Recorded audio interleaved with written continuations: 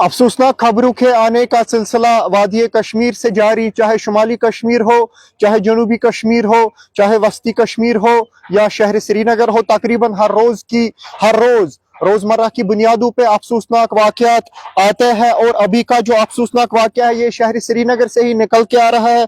शहर श्रीनगर के नौगाम से निकल के आ रहा है, जहां पे बताया जा रहा है कि 21 साल नौजवान पे हमला हुआ है और हमला करने वाले वो कश्मीरी ही है।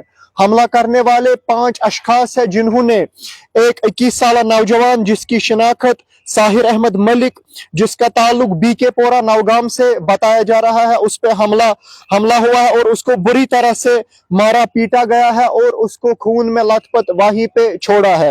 और अगर हम देखें इस नौजवान को, जिसका नाम साहिर अहमद मलिक, जिसकी उम्र 21 साल के आसपास बताई जा रही है, जिसका ताल्लुक बीके पोरा नौगाम से बताया जा रहा है, इसको खून में लथपथ वहीं पे छोड़ा है और अब यह अस्पताल में पड़ा है। और अगर हम ऐसे वाक़ात की तरफ देखें और अगर हम माजी की तरफ थोड़ा सा मुहासबा करें, तकरीबन ऐसे वाक़ात पहले अगर हम देखें, पीछे अगर जाए वादी कश्मीर के पास्ट में अगर जाए, यहाँ क्या चलता था, यहाँ क्या नहीं चला, अगर ऐसे वाक़ात की तरफ फिर नजर दौड़ाए, पहले इन चीजों का वहमो गुमान भी नहीं था। इंसान तसव्वुर भी नहीं कर सकता था कि जिस सरजमीन को औलियाउल्लाह की सरजमीन कहा गया, जिस सरजमीन को पिरवर कहा गया, जिस सरजमीन को रिश्वर कहा गया, पहले वहमो गुमान भी नहीं था। इंसान तसव्वुर भी नहीं कर सकता था कि ऐसे वाक़ात वादी कश्मीर में भी होंगे। लेकिन बकायदे हयात अभी हम उसी वादी कश्मीर में है, उसी सरजमीन पे हम बकायदे हयात है।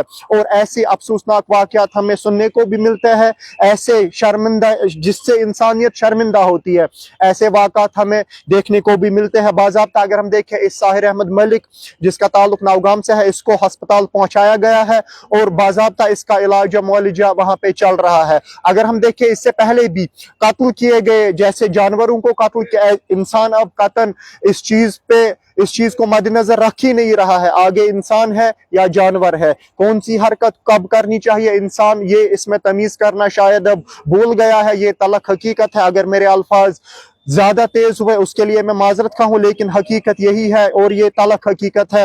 इंसान को अब इंसान और जानवर में फर्क करना मुश्किल हो गया है। और इस नौजवान जिसका नाम साहिर अहमद मलिक है, इसको अब बाज़ाब्ता अस्पताल पहुंचाया गया है, जहां इसका इलाज मुआलजा चल रहा है। साहिर अहमद मलिक के जो इसके लवाहिकीन है, जो इसके वालिदैन है, उन्होंने पुलिस से दर्दमंदाना गुजारिश की है, इन्होंने इंतजामिया से रिक्वेस्ट की है कि जो भी इसमें कल्प्रिट्स है, 5 उनकी तादाद बताई गई है। साहिर अहमद मलिक के अगर हम देखें, इसके पेरेंट्स ने, इसके वालिदैन ने एडमिनिस्ट्रेशन से गुजारिश की है कि इनको नैब किया जाए, इनको आइडेंटिफाई किया जाए, इनको इंसाफ दिया जाए। और बाज़ाब्ता पुलिस ने भी इस ज़िम्मन में केस दर्ज करके तहकीकात शुरू की है और पुलिस ने भी ये कहा है जल्द से जल्द इन कल्प्रिट्स को ढूंढा जाएगा, इनको आइडेंटिफाई किया जाएगा और साहिर अहमद मलिक जो है इसको इंसाफ दिया जाएगा। और जो अभी प्रिलिमिनरी इन्वेस्टिगेशन है उसमें ये बताया गया है कि कुछ पैसे का लेन देन है।